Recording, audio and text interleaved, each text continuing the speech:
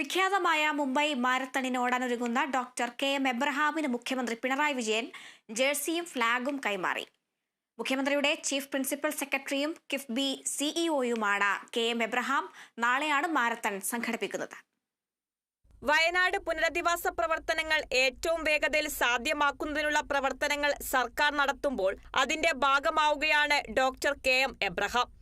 മുണ്ടക്കൈ ചൂരൽമല ഉരുൾപൊട്ടൽ ദുരന്തത്തിന്റെ ഇരകൾക്ക് ഐക്യദാർഢ്യം പ്രഖ്യാപിച്ചുകൊണ്ടാണ് ഡോക്ടർ കെ.എം. എബ്രഹാം മുംബൈ മാരത്തണിൽ പങ്കെടുക്കുന്നത്. മാരത്തണിൽ ഓടാനൊരുങ്ങുന്ന മുഖ്യമന്ത്രിയുടെ ചീഫ് പ്രിൻസിപ്പൽ സെക്രട്ടറിയും കിഫ്ബി സിഇഒയുമായ എബ്രഹാമിന് മുഖ്യമന്ത്രി പിണറായി വിജയൻ ജേഴ്സിയും ഫ്ളാഗും കൈമാറി. വയനാട് ദുരന്തത്തിലെ ഇരകൾക്ക് ഐക്യദാർഢ്യം പ്രഖ്യാപിക്കുന്ന രീതിയിലുള്ള ജേഴ്സിയും ഫ്ളാഗുമാണ് മുഖ്യമന്ത്രി കൈമാറിയത്.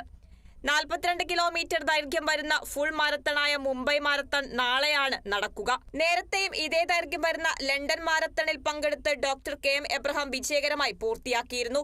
Kerala vision news, Thiruvananthapuram.